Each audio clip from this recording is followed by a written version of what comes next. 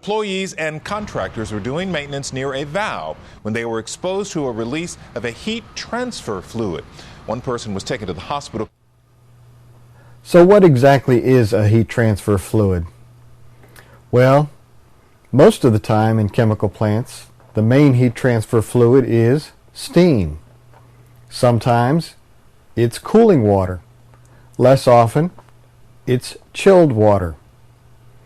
On extremely rare occasions, it might be molten salt. Outside of chemical plants, the most common heat transfer fluid is actually Freon. Freon is used in air conditioners, refrigerators, freezers, and in car air conditioners, as well as heat pumps. So Freon is a very common heat transfer fluid, but it's used very rarely in chemical plants. So what I tried to do was imagine a heat transfer fluid that could cause inhalation issues. Certainly steam wouldn't do that. It might cause thermal burns, but it's not an inhalation issue. Certainly chilled water is not. Cooling water is not. Molten salt, again, would cause thermal burns, but certainly not inhalation issues. DowTherm is the only thing I could think of that might cause inhalation issues, and it turned out I was right.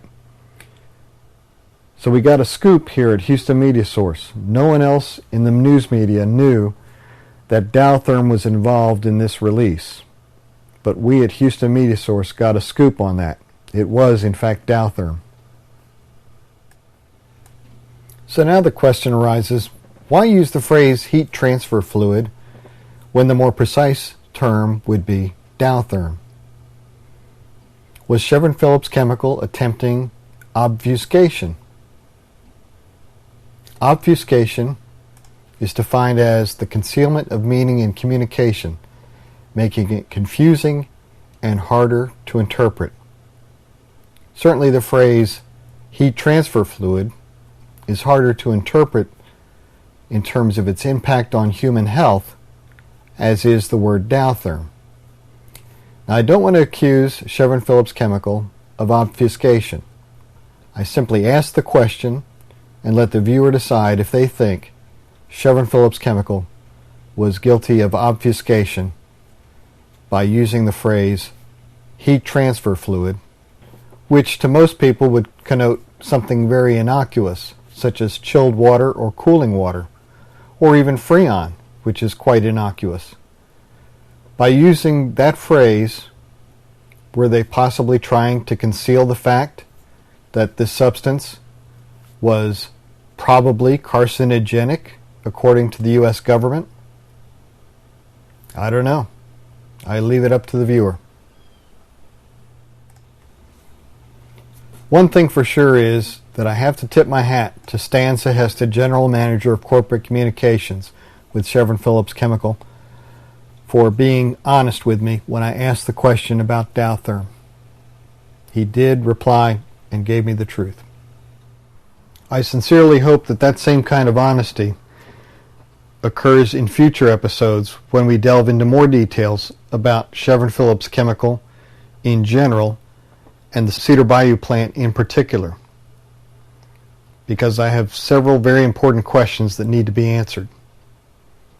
Questions that date back 5 years, but to this day remain unanswered. Certainly Mr. Sehested was honest with me. Perhaps he wasn't as candid as I would have liked, but he was honest. Let's hope that that continues. Let's get back to our discussion about this particular release that occurred on December 4th. Chevron Phillips confirms that at about 10:45 that day, at their Cedar Bayou facility, employees and contractors doing maintenance near a valve were exposed to a release of a heat transfer fluid which we at Houston Media Source later determined to be DowTherm. They say that the release caused some eye and inhalation irritation to 2 persons working in the area. Now, what is the future of those employees? They've been exposed to what the National Institutes of Health consider to be a probable carcinogen. What will be their follow-up care? Will they receive surveillance to try to detect the earliest signs of cancer? I don't know. All I do know is that they better be careful about ever going on disability.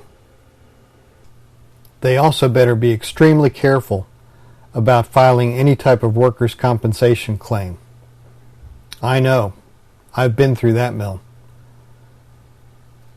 I filed a workers' compensation claim which went nowhere, and in my personal opinion, ultimately resulted in my termination of employment. As I stated earlier, I was terminated via email while awaiting a job description to be sent to my physician so that he could assess me for fitness to return to work. In my personal opinion, that termination constituted two things: disability discrimination and workers' comp retaliation. Those are my personal opinions, and I have plenty of evidence to back them up.